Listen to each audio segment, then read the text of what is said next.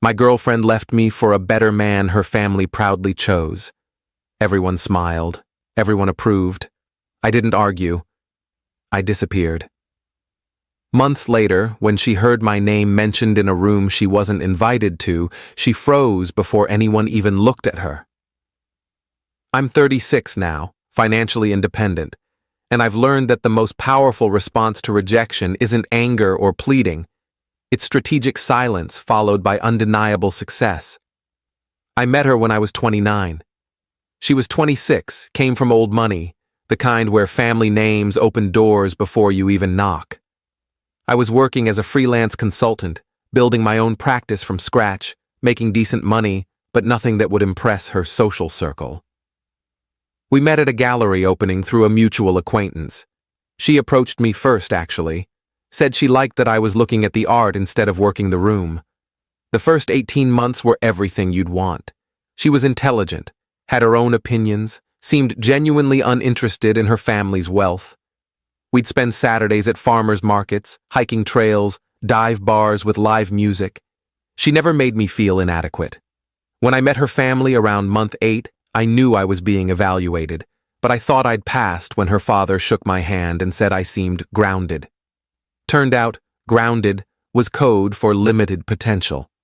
Her family owned commercial real estate across 3 states. Her father had inherited a portfolio and tripled it. Her mother came from similar wealth, spent her time on non-profit boards and society committees. Her older sister had married a venture capitalist.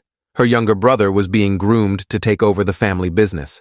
Then there was me, self-employed consultant with clients but no firm, good income but no generational wealth, college educated but from a state school, not the private institutions they all attended.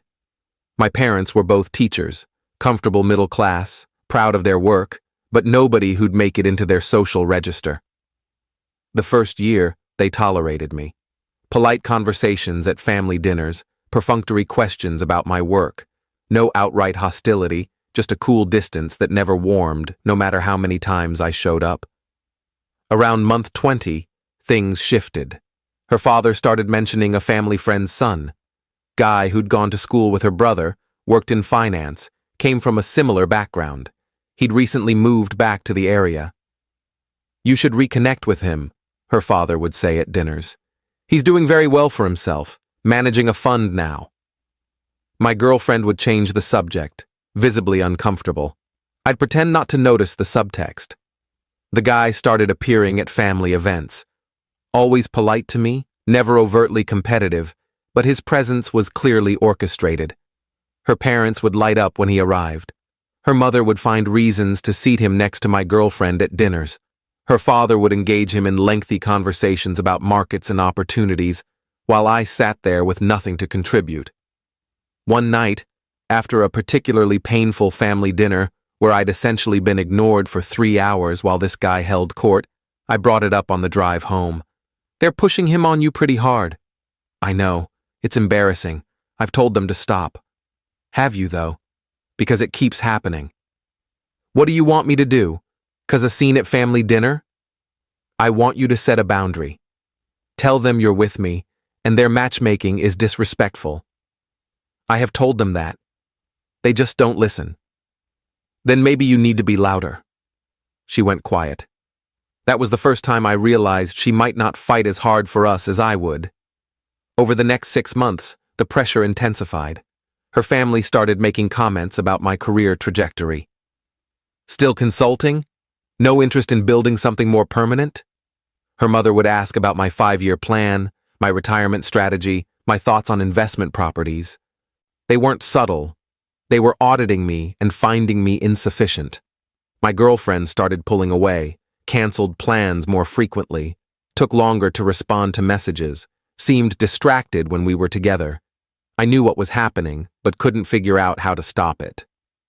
Then about 2.5 years into the relationship, she asked if we could talk. It was a Thursday evening. She came to my apartment instead of me going to hers, which should have been my first clue. My parents want to have a serious conversation with me this weekend. About us. About my future.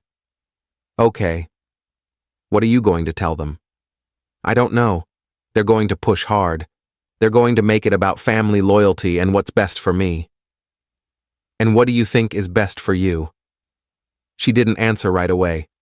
Just looked at her hands, twisting her ring. Not an engagement ring, just something I'd given her for her birthday.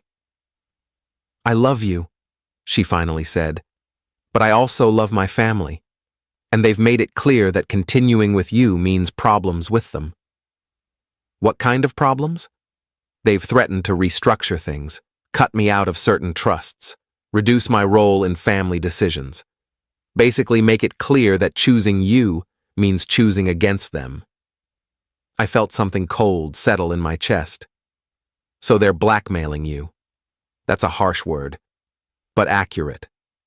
They think they're protecting me. They think you're not stable enough, that you don't have the foundation to build the kind of life they want for me. The kind of life they want, not the kind you want. I don't know what I want anymore. I'm exhausted. I've been fighting them for months and it's not getting better. Every family event is a battle. Every conversation turns into a judgment of you, of us, of my choices. So you're giving up. I'm being realistic. I can't cut my family out of my life. They're everything I've ever known. And maybe they have a point. Maybe we're not compatible long term. I should have argued, should have fought harder. But in that moment, I just felt tired. If you're looking for permission to leave, you have it. I'm not going to beg you to choose me over your family. That's it? You're not going to fight for us? What's the point? You've already decided. You're just here to make it official. She started crying. Told me I was being cold, that she'd hoped I'd give her a reason to stand up to them, that she needed me to fight harder. I've been fighting, I said quietly. I've been showing up, being respectful, trying to prove I'm worthy, and none of it mattered. They decided I wasn't good enough 2 years ago. Nothing I do will change that. And if you need them to approve of me before you can commit to me, then we were never going to work. She left that night, texted me 2 days later that she'd talked to her family and decided to give the finance guy a chance. That it wasn't about choosing money over love. It was about choosing a life where she didn't have to fight her family every day. I didn't respond, just blocked her number and started planning my exit. Update 1. The first month after the breakup was mechanical. I went through the motions of my daily routine while planning something bigger. I'd been approached 6 months earlier by a former client about a partnership opportunity, building out a specialized consulting firm focused on operational efficiency for mid-size companies. I'd turned it down because I was comfortable and didn't want the stress of building something from scratch. Now, I had nothing but time and motivation. I called him back. The opportunity was still available. We met, discussed terms, agreed on equity split and roles. I liquidated some investments to put capital in. We launched within 3 weeks. The work was brutal, 18-hour days, weekends spent on client proposals, constant travel to meet potential clients. But it was exactly what I needed. No time to think about her or what I'd lost. Just pure focus on building something that would prove everyone wrong. 3 months in, we landed our first major client, a manufacturing company struggling with supply chain issues. I spent 6 weeks embedded with them, analyzing their systems, implementing new processes. The improvements were measurable and significant. They referred us to 2 other companies in their industry. By month 6, we had 8 clients and were hiring additional consultants. By month 9, we were profitable and turning away work because we couldn't scale fast enough. I stopped checking social media, stopped asking mutual friends about her, stopped caring what her family thought. Just worked. One of our consultants mentioned hearing that she'd gotten engaged to the finance guy. 6 months after leaving me, she was planning a wedding. I felt nothing. Just nodded and went back to reviewing a client proposal. Update 2. About 10 months after the breakup, we got approached by a private equity firm. They'd been tracking our growth, liked our model, wanted to discuss acquisition or investment. We met with them. They made an offer that would mean serious money, not generational wealth, but enough to change my life completely. My partner wanted to take it. I wanted to hold out, keep building. We compromised on an investment deal instead of acquisition. They got 30% equity, we kept control, and I got enough liquidity to never worry about money again. The deal closed right around the 1-year mark from the breakup. My parents cried when I told them the numbers. My dad, who'd taught high school history for 35 years, just kept shaking his head and saying he was proud of me. I bought a house. Nothing ostentatious, but nice. Good neighborhood, space for a home office, garage for the car I'd always wanted. I wasn't showing off, just finally living comfortably without stress. Around month 14, I got invited to speak at an industry conference. Someone had written a case study about our work with that first manufacturing client, and the conference organizers wanted me on a panel about operational transformation. The conference was in the same city where I'd lived with her, where her family was based. I almost declined, but my partner convinced me it was good exposure for the firm. I prepared my remarks, flew in 2 days early. The panel went better than expected. Afterward, several people approached me with questions, business cards, potential opportunities. I was in the middle of a conversation when someone called my name. It was an old acquaintance. Someone I'd met through her, actually. Guy who'd been friendly enough but had clearly sided with her after the split. "I didn't know you'd be speaking here. How are you? What are you doing now?" I gave him the brief version. The firm, the growth, the PE investment. His expression changed as I talked, from casual interest to genuine surprise to something like respect. "That's incredible. I had no idea you were doing so well." "Not something I've been advertising." "Are you around tonight? There's a reception. You should come. Network with people." I hesitated, but agreed. The reception was at a hotel downtown. Industry people mixed with local business leaders. I worked the room, collected business cards, had productive conversations. Then I saw her family, her father, her brother, some people from their social circle, all dressed in expensive clothes, holding drinks, talking and laughing. They hadn't seen me yet. I watched her father talking to someone, that same dismissive confidence he'd always had, the certainty that his judgment was correct, his values supreme, his assessment of me accurate. I turned away before they could spot me, left through a side exit, sat in my car for 10 minutes just breathing. Update 3. I flew home the next morning, thought that was the end of it. But a week later, my partner forwarded me an email. Someone from that reception had recommended us for a major project.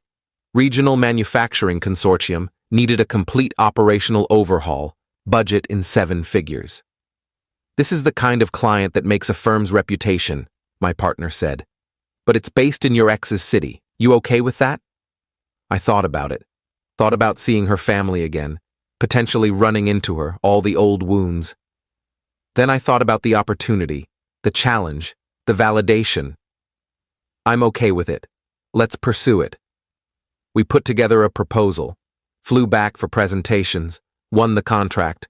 I was going to be spending significant time in that city over the next year. About 2 months into the project, I was having dinner with the consortium's director, discussing progress, building rapport. He mentioned he was on the board of a local business organization that her father was also part of. "Small world," I said neutrally. "You know him?" "We've met. Long time ago." He's stepped back from active involvement lately. Family issues, I heard. His daughter's marriage is apparently not going well. I didn't ask for details, just made a non-committal sound and changed the subject. But it stayed with me. Not with satisfaction or vindication, just with a kind of distant curiosity. 2 weeks later, I was at a business lunch, networking event for local executives. I walked in, scanned the room, and froze. She was there, across the room, talking to someone. She looked different, thinner, tired. Her clothes were expensive, but she wore them like armor, not comfort. I started to leave, but the host saw me and called me over to his group, right near where she was standing. I couldn't avoid it without being obvious. So I walked over, joined the conversation, and pretended not to notice her 6 feet away. The host introduced me to his group, mentioned my firm, the Consortium Project. Someone asked questions about our growth strategy. I answered professionally, aware of her on the periphery of my vision. Then someone in her group mentioned looking for operational consulting. The host immediately jumped in. You should talk to him. His firm is doing incredible work. Very impressive growth trajectory. He gestured to me. Her group turned. She turned. Our eyes met for the first time in almost 2 years. Her face went completely pale. She opened her mouth, closed it, just stared.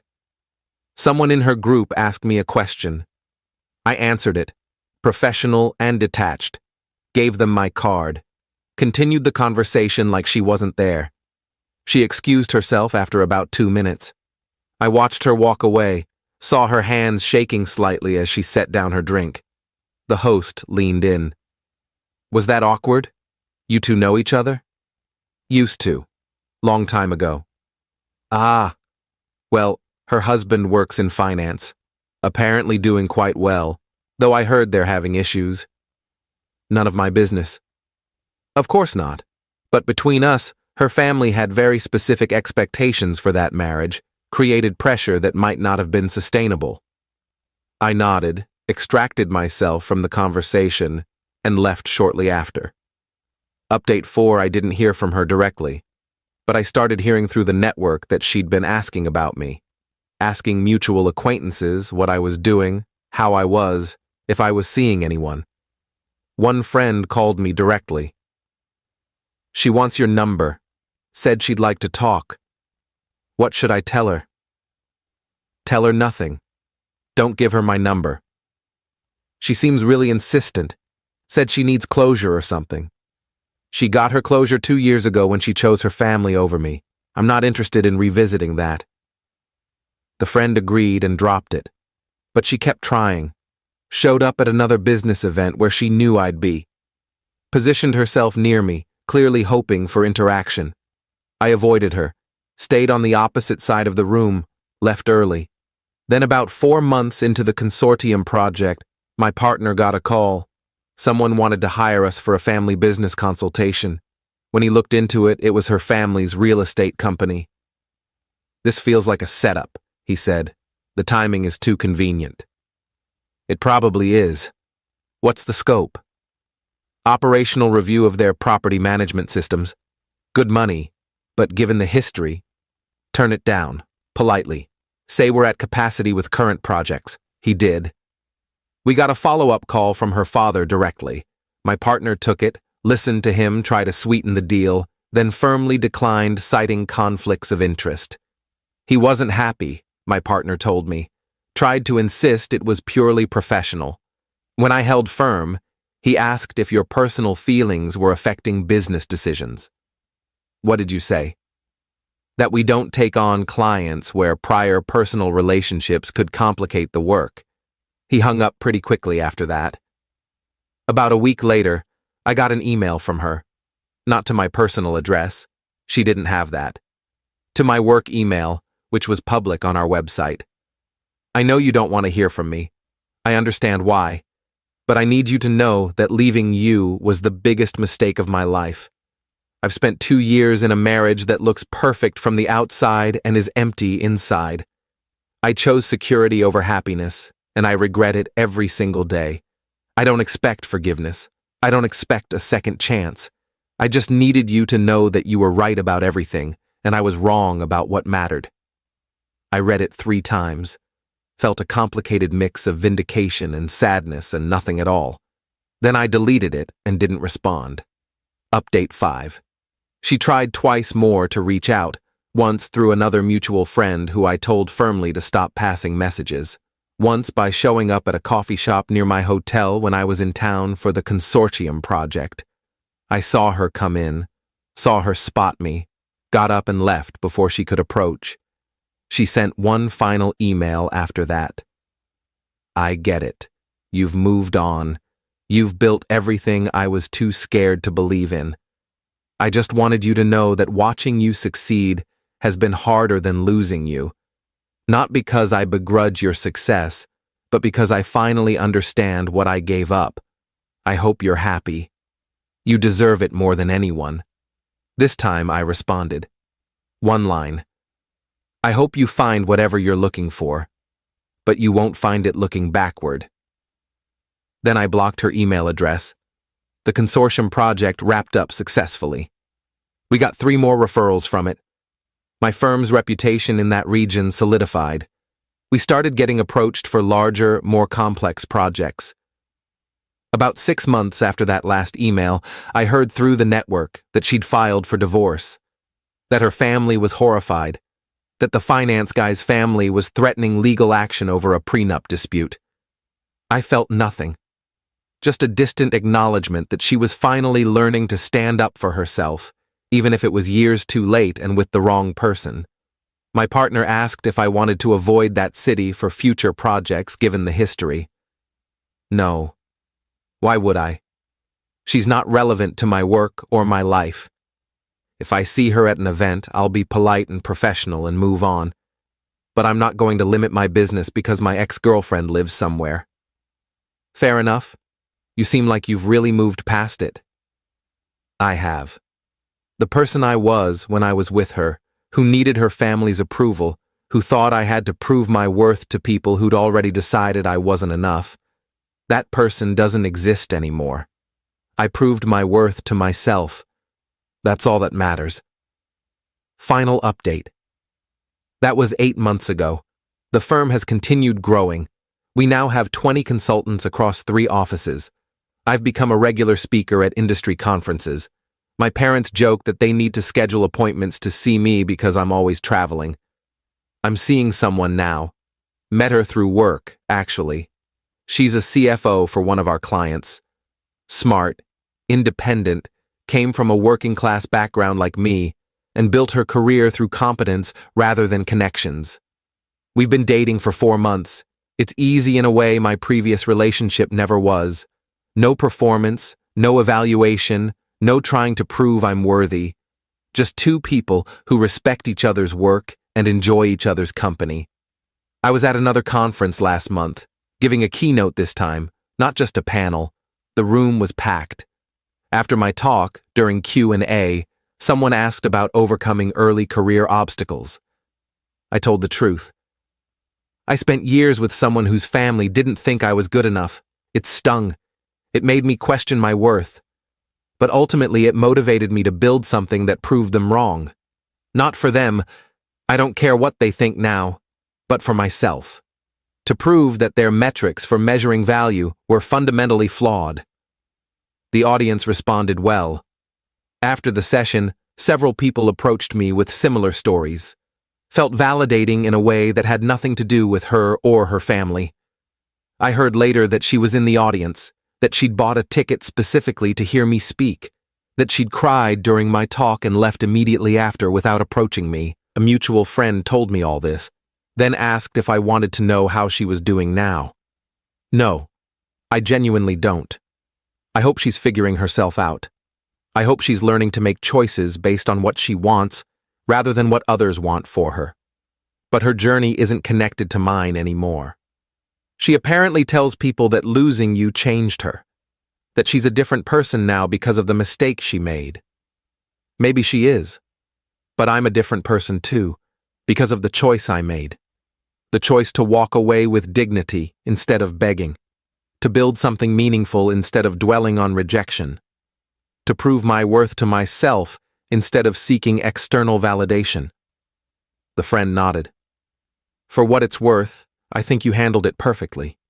You didn't get bitter, you got better. I shrugged.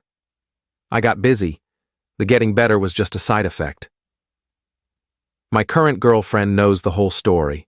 I told her early on, not as a warning but as context. She appreciated the honesty. Do you ever wonder what would have happened if she'd chosen you? She asked once. Sometimes, but honestly, I think we would have struggled. Her family's pressure wouldn't have stopped. She wasn't strong enough to fully separate from their influence. Eventually, that weakness would have shown up in other ways. I loved who I thought she was, but I was wrong about who she actually was. And now? Now I'm with someone who chose her own path despite pressure, who built her career on merit, who doesn't need anyone's approval to validate her choices. That's the difference. She kissed me. Good answer. I still work in that city sometimes, still see people from her social circle at events. Her family's name still comes up in business contexts. I'm always professional, always cordial, never personal. Last month, her father was at an event where I was speaking. He stayed for my entire presentation, approached me afterward. Impressive work, very impressive. I may have misjudged your potential. I looked at him. This man who'd dismissed me, who'd orchestrated my replacement, who'd pressured his daughter into choosing their approval over her happiness. I appreciate you saying that. But your judgment doesn't define me. It never did. His expression tightened. He nodded once and walked away. I watched him go and felt absolutely nothing. No vindication, no anger, no need for his approval. Just complete indifference. That's when I knew I'd truly moved on. Not when I stopped thinking about her.